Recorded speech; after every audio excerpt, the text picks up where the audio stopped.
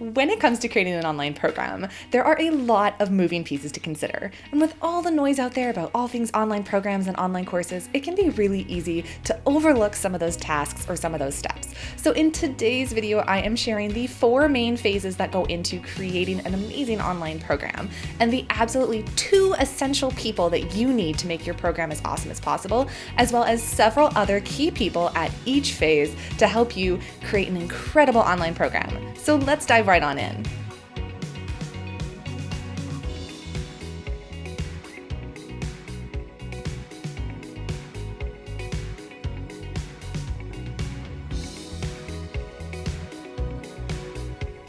In today's video, I am breaking down the 4 main phases that go into creating an online program and the key people who can help you along the way. So the 4 phases I'm going to be talking about is phase 1 is idea and validation. Phase 2 is designing your online program. Phase 3 is development, and phase 4 is launching and piloting. So at each phase, I'm going to share the key people that are going to help you out. But what I want you to remember is that these are all suggestions. I'm not saying to build an online program, you need to go out and hire every single one of these people. I am saying that these are the different hats that you wear as a course creator, as a program designer, as someone who is taking their one-to-one work and turning it into an online program. There's a lot of different moving pieces, and sometimes we forget that each piece requires a specific lens or a specific set of skills. And when you're designing your program versus maybe when you're building your program materials, that's going to pull on different skill sets. Now, you may be one of those people that's incredibly talented and can do absolutely everything yourself, in which case, rock on, you're doing an awesome job. And I hope that you can take this video and think about, what hat am I wearing at what moment in this process? That will really help you make sure that every single piece of your program is as awesome as it can be. So without further ado, let's dive into phase 1, which is idea validation. So the first phase is really when you're starting to brainstorm the possibilities for your program. And the 2 essential people in this phase is, number 1, you. Obviously, you are the idea maker, you are the subject matter expert, you are key at this process because you're the ones coming up with the ideas.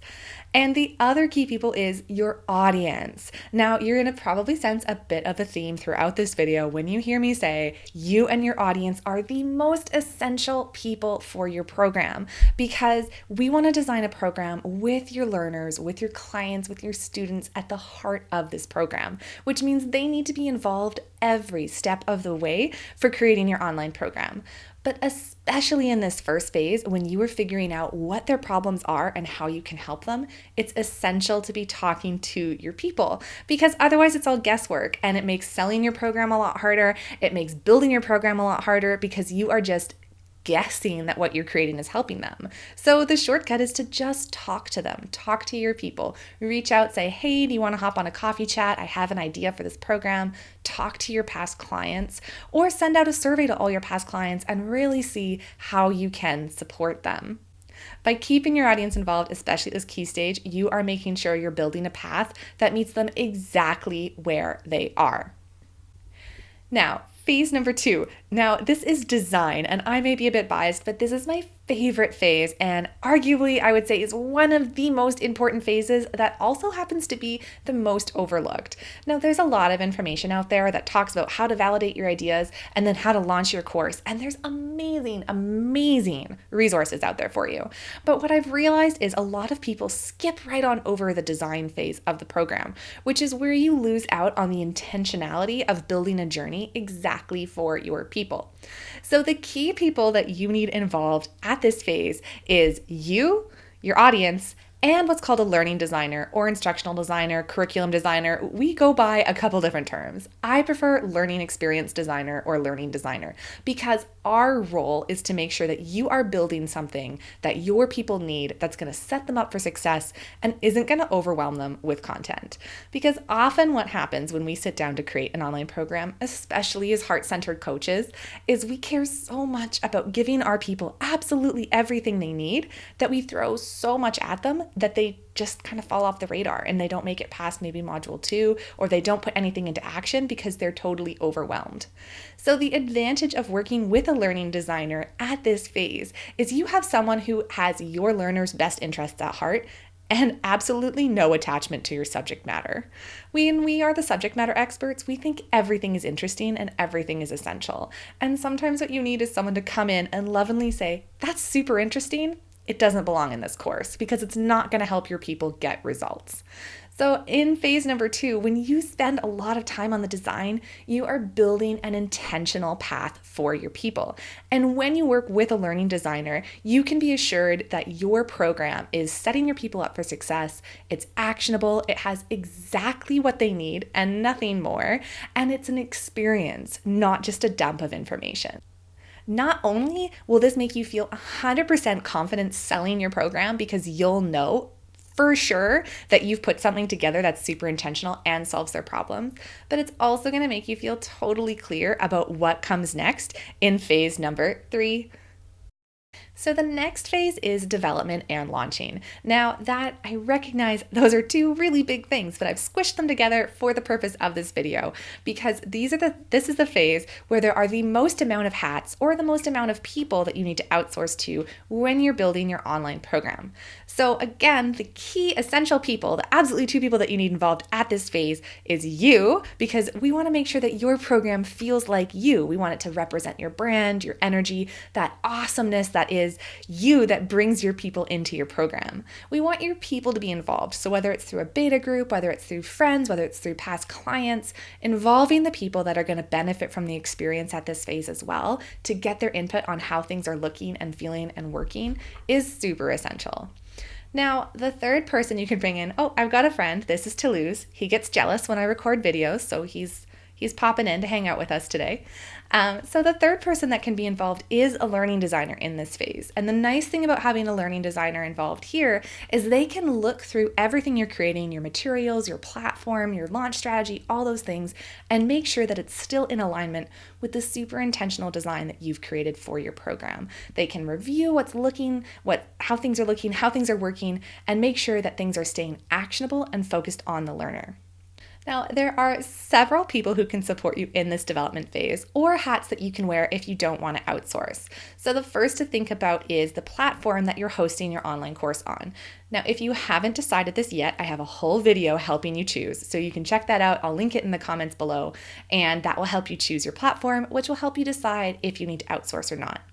If you're self-hosting on your WordPress and you are not a web designer, I highly recommend getting a web designer to help you out so that you don't need to worry about all the tech nightmares.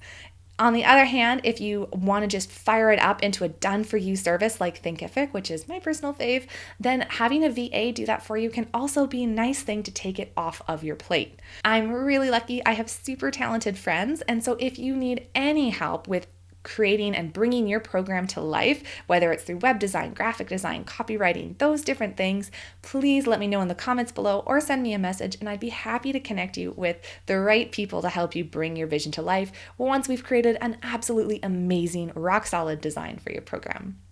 So like I just mentioned, there's some other people to think about. There's the graphic design, so the actual materials of your program, whether that's your workbooks, your slide decks, anything that's kind of visual to help bring your program to life and make it feel really visually appealing. Either you can do that yourself, you can get some awesome templates to help you, or you can hire a graphic designer. And then you can also think about the copywriting of your program, not only for your program materials, but also for the marketing and the launching. Do you want to do that yourself, or is that something that you want to outsource? And the other people who can also help you are the marketing strategist. Whether you need a sales funnel, you want a launch expert, is that something that you want to do yourself, or is that something that you want to outsource?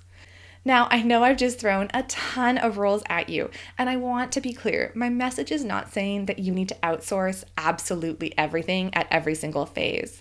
It's just to be aware of the different hats that you're wearing as you bring your program to life so that you can be aware of what skills you're drawing on, what skills maybe you want to outsource, and what experience you're creating for your people.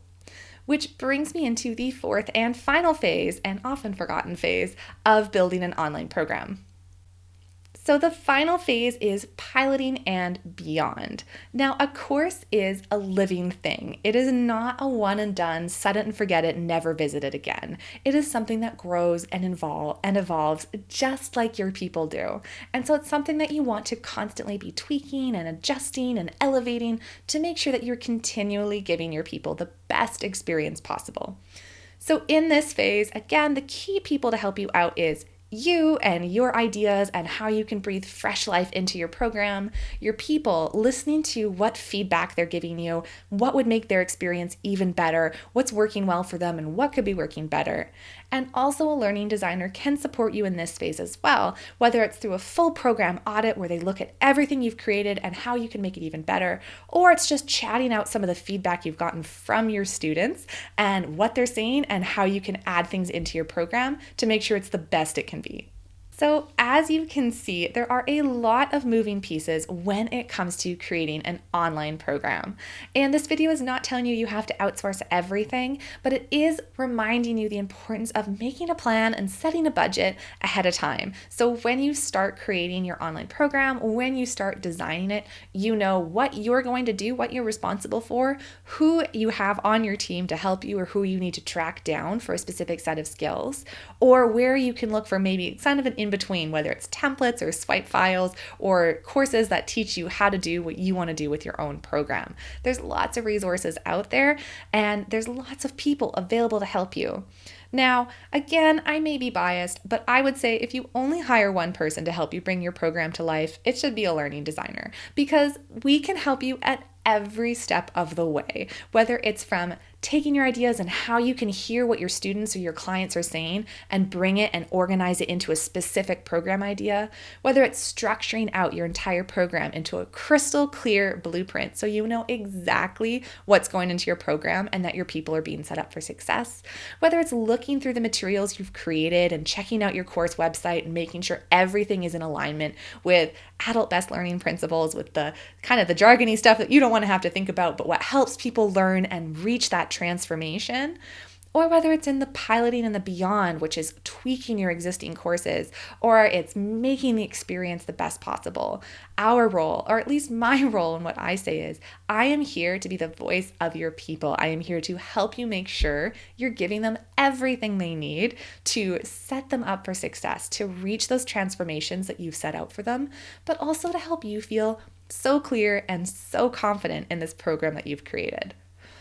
So if you're ready to bring your program to life and you want help, you want support, you want that learning design lens every step of the way, please reach out and book a call with me. I would love to chat. I would love to hear about how you are taking your one-to-one awesomeness and turning it into a super online program that people love, love, love, and does not collect digital dust in the online graveyard, because that's not what we're going for. We want people finishing your course, we want people getting results, and we want people taking action.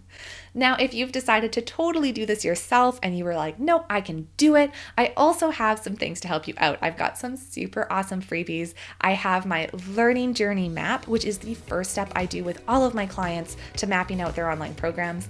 And I have my guide for inspiring action to make sure that your course is focusing on action and not on content. So you can grab those in the links in the description below. And if you have any questions, or if there's any way I can support you, please don't hesitate to reach out. I always love to hear what you're working on.